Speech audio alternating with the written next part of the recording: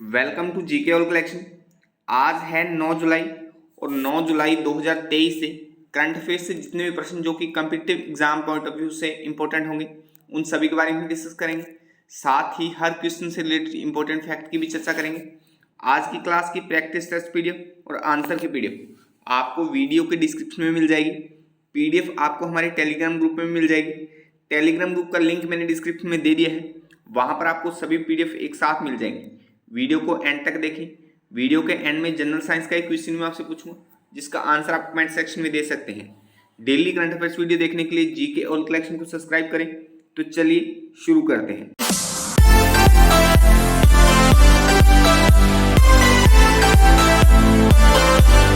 हाल ही में किस राज्य सरकार ने प्रधानमंत्री जन आरोग्य योजना के तहत बीमा कवर राशि को दोगुना कर दिया है? Which state government has recently doubled the insurance cover amount under प्रधानमंत्री जन आरोग्य योजना? तो अभी गुजरात ने प्रधानमंत्री जन आरोग्य योजना के तहत बीमा कवर राशि को दोगुना कर दिया है। तो सी ऑप्शन इसका सही हो जाएगा। चलिए इस योजना के बारे में और जान लेते हैं। गुजरात सरकार ने प्रधानमंत्री जन आरोग्य योजना के तहत बीमा कवर राशि को दोगुना कर दिया है। अब इस योजना के लाभार्थियों को 5 लाख की जगह यानी पहले 5 लाख मिलता था और अब 10 लाख मिलेगा। यह निर्णय 11 जुलाई 2023 से लागू हुआ। सरकार के इस फैसले से लगभग 1 करोड़ 78 लाख आयुष्मान भारत कार्ड धारकों को लाभ मिलेगा। तो इस योजना के बारे में आप इतनी सी जानकारी ध्यान में रखिए और इस प्रश्न से भी। अच्छा, गुजरात ने ये योजना शुरू की है, तो गुजरात के बारे में देखिए। गुजरात की लोकेशन आप भारत के मानचित्र में यहाँ पर देख पा रहे हैं। गुजरात का गठन 1 मई 1960 को हुआ। राजधानी गांधीनगर है। गुजरात का सबसे बड़ा शहर अहमदाबाद है। जिले 33 है। गुजरात के राज्यपाल आचार्य देवव्रत हैं। मुख्यमंत्री भूपेंद्र भाई पटेल है। विधानमंडल एक सदनीय है, केवल विधानसभा है और विधानसभा में 182 सीटें हैं। वहीं राज्यसभा में 11 सीटें हैं, लोकसभा में 26 सीटें हैं और राजभाषा गुजराती है। तो गुजरात के बारे में इतनी सी सामान्य जानकारी आप ध्यान में रखिए।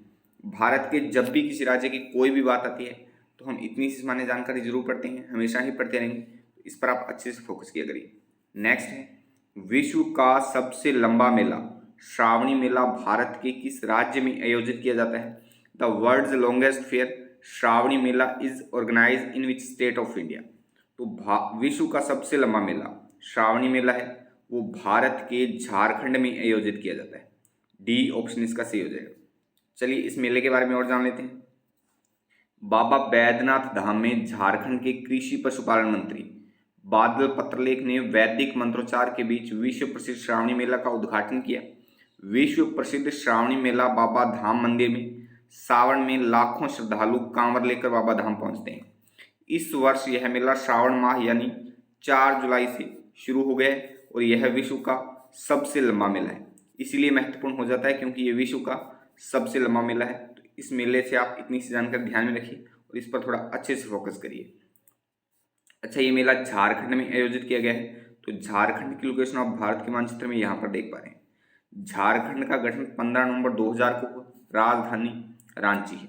उपराजधानी दुमका है। सबसे बड़ा शहर जमशेदपुर है। झारखंड में जिलों की संख्या 24 है। राज्यपाल सीपी राधाकृष्णन है और वहीं मुख्यमंत्री हेमंत सोरेन है। विधानसभा सीटें 82 हैं। राज्यसभा में 6 सीटें हैं और लोकसभा में 14 सीटें हैं। तो झारखंड के बारे में भी इतनी सी सामान्य जानकारी आप ध्यान में रखिए।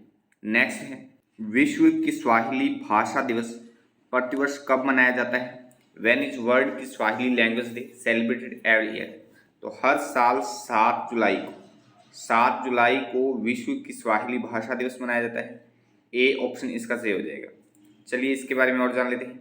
संयुक्त राष्ट्र शैक्षिक, वैज्ञानिक और सांस्कृतिक संगठन यूनेस्को ने 7 जुलाई को विश्व की स्वाहिली भाषा दिवस मनाया है। 1950 के दशक में संयुक्त राष्ट्र ने रेडियो की किस्वाहिली भाषा की स्थापना की।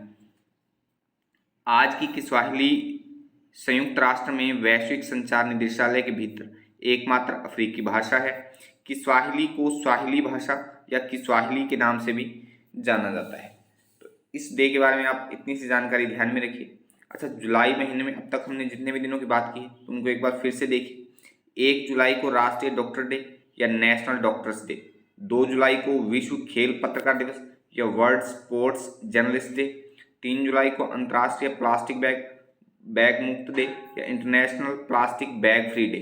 4 जुलाई को अमेरिकी स्वतंत्रता दिवस, वहीं 6 जुलाई को विश्व जोनास दिवस या वर्ल्ड जोनास डे, 7 जुलाई को विश्व चॉकलेट दिवस या वर्ल्ड चॉकलेट डे, और 7 जुलाई को फिर किस्वाहिली भाषा दिवस या वर्ल्ड किस्वाहिली लैंग्वेज डे, और 8 जुलाई को राष्ट्रीय ब्लूबेरी दिवस या नेशनल ब्लूबेरी डे। तो अब तक हमने इतने दिनों की बात की है, आज एक बार फिर से हमने सभी दिनों को एक साथ रिपीट कर लिया है। तो जैसे जैसे हम आगे दिनों को पढ़ते चलेंगे वैसे वैसे इन दिनों को साथ ही हम रिपीट करते चलेंगे।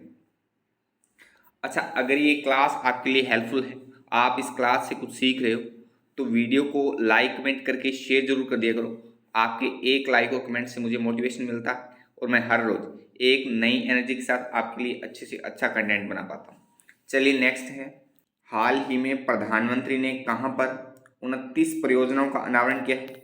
Where has prime minister unveiled 29 project recently? तो अभी प्रधानमंत्री नरेंद्र मोदी ने वाराणसी में, उत्तर प्रदेश के वाराणसी में 29 परियोजनाओं का अनावरण किया है। बी ऑप्शन इसका सही हो जाएगा। चलिए इसके बारे में और जान लेते हैं। प्रधानमंत्री नरेंद्र मोदी ने हाल ही में अपने संसदीय क्षेत्र वाराणसी में 12,100 करोड़ की विकास परियोजनाओं की एक श्रृंखला का अनावरण किया है। तो इस प्रश्न से आप इतनी सी जानकारी ध्यान में रखिए। नेक्स्ट है, ताइवान ने भारत के किस शहर में अपना तीसरा राजनयिक कार्यालय खोलने का ऐलान किया है? Taiwan has announced to open its third diplomatic office in which city of India? तो अभी ताइवान ने मुंबई में अपना तीसरा राजनयिक कार्यालय खोलने का ऐलान किया है। सी ऑप्शन इसका सही हो जाएगा। चलिए इसके बारे में और जान लेते हैं। ताइवान ने चीनी हमले की आशंका के बीच अपनी कई कंपनियों को भारत शिफ्ट करने का फैसला किया है। मीडिया रिपोर्ट के मुताबिक ताइवान की शीर्ष टेक्नोलॉजी कंपनियां भारत में मैन्युफैक्चरिंग करने पर विचार कर रही है और चीन के हमले की आशंका से दूर भारत में ट्रांसफर करने पर विचार कर रही है। ताइवान ने घोषणा की है कि वह मुंबई में एक नया कार्यालय खोलेगा और दिल्ली और चेन्नई के बाद यह भारत में ताइवान का तीसरा दफ्तर होगा। पहले जो 2 दफ्तर हैं वो दिल्ली और चेन्नई में है और अब मुंबई में तीसरा दफ्तर खोलने जा रहा है ताइवान। तो ताइवान के बारे में या इस प्रश्न से इतनी सी जानकारी आप ध्यान में रखिए। अच्छा, ताइवान के बारे में देखिए, ताइवान की लोकेशन आप वर्ल्ड मैप में यहाँ पर देख पा रहे हैं, एशिया महाद्वीप में। ताइवान की राजधानी ताइपे है, उपनाम ताइवानी, राष्ट्रपति त्साई इंग वेन है, करेंसी न्यू ताइवानी डॉलर है और कॉलिंग कोड +866 है। तो ताइवान के बारे में इतनी सी सामान्य जानकारी आप ध्यान में रखिए। नेक्स्ट है, हाल ही में नबुंद्री नामक एक प्रसिद्ध व्यक्ति का 97 वर्ष की आयु में निधन हो गया है। वे किस क्षेत्र से संबंधित थे? Recently a famous person named Namboodiri had passed away at age of 97 belong to which? तो नबुंद्री नामक एक प्रसिद्ध व्यक्ति थे जिनका अभी हाल ही में 97 वर्ष की आयु में निधन हो गया है। तो वे चित्रकार और मूर्तिकार थे, चित्रकला और मूर्तिकला से संबंधित थे नबुंद्री। चलिए इनके बारे में और जान लेते हैं। चित्रकला और मूर्तिकला में अपनी असाधारण प्रतिभा के लिए पहचाने जाने वाले प्रसिद्ध कलाकार नबुंद्री का मलप्पुरम जिले के कोटकल में, मलप्पुरम जिला केरल में है, कोटकल में 97 वर्ष की आयु में निधन हो गया है। उन्हें उनकी उत्कृष्ट लाइन कला और तांबा हथकरघियों के लिए व्यापक रूप से प्रशंसित किया गया था। इस प्रश्न से भी इतनी सी जानकारी आप ध्यान में रखिए। नेक्स्ट है, किस देश की ऑयल कंपनी रोसनेफ्ट ने एक भारतीय को अपने निदेशक के रूप में नियुक्त किया है? Which country's oil company Rosneft has appointed an Indian as its director? तो रोसनेफ्ट जो कंपनी है वो रूस की है जिसने एक भारतीय को अपने निदेशक के रूप में नियुक्त किया है। सी ऑप्शन इसका सही हो जाएगा। चलिए इसके बारे में और जान लेते हैं। रूस की दिग्गज ऑयल कंपनी रोसनेफ्ट ने इंडियन ऑयल कॉरपोरेशन IOE के एक पूर्व डायरेक्टर जीके सतीश को अपने बोर्ड में नियुक्त किया है। IOC के पूर्व निदेशक जीके सतीश को अपने निदेशक मंडल में जगह देकर भारत के साथ रूस ने कारोबारी रिश्तों को मजबूत करने का संकेत दिया है। रोसनेफ्ट ने एक बयान में सतीश को अपने 11 सदस्यीय निदेशक मंडल में शामिल किए जाने की जानकारी दी है। तो इस प्रश्न से भी आप इतनी सी जानकारी ध्यान में रखिए। अच्छा, रूस के बारे में हमने बात की है, तो रशिया की लोकेशन एशिया महाद्वीप में, यहाँ पर आप देख पा रहे हैं रशिया की राजधानी मॉस्को है, सबसे बड़ा नगर मॉस्को है। सरकार अर्धराष्ट्रपतीय महासंघ है, राष्ट्रपति व्लादिमीर पुतिन है, प्रधानमंत्री मिखाइल मिशस्टिन है, करेंसी रूबल है और कॉलिंग कोड +7 है। तो रूस के बारे में भी इतनी सी सामान्य जानकारी आप ध्यान में रखिए। नेक्स्ट है, हाल ही में sports gear company Access India private limited ने किस बॉलीवुड अभिनेत्री को अपना ब्रांड एम्बेसडर नियुक्त किया है? Sports gear company Access India private limited has recently appointed with Bollywood actress. अच्छा, यहाँ पर थोड़ी सी टाइपिंग मिस्टेक है, यहाँ पर वैक्सेस लिखा है, एक्सेस है, इसको आप एक्सेस कर लें, ACCESS। तो एक्सेस ने अभी हाल ही में अभिनेत्री श्रद्धा कपूर को अपना ब्रांड एम्बेसडर नियुक्त किया है। सी ऑप्शन इसका सही हो जाएगा। चलिए नेक्स्ट है, हाल ही में क्रिकेटर तमीम इकबाल ने इंटरनेशनल क्रिकेट से संन्यास की घोषणा की है। इकबाल किस देश से संबंधित है?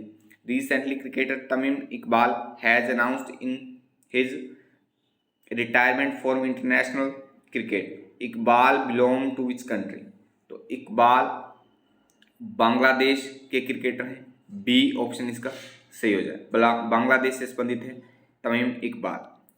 अच्छा, कल की वीडियो का चैलेंज क्वेश्चन था विटामिन डी का रासायनिक नाम क्या है? तो इसका सही आंसर था option D, calciferol. Calciferol vitamin D का रासायनिक नाम है। आज की वीडियो का चैलेंज क्वेश्चन है मानव शरीर की सबसे बड़ी ग्रंथि कौन सी है? तो इस प्रश्न का आंसर आप कमेंट बॉक्स में कमेंट करके जरूर बताएं। चलिए आज की वीडियो की एंडिंग करते हैं। Keep claim, have patience and keep moving forwards, अर्थात शांत रहो, संयम रखो और बढ़ते चलो। जय हिंद, जय भारत।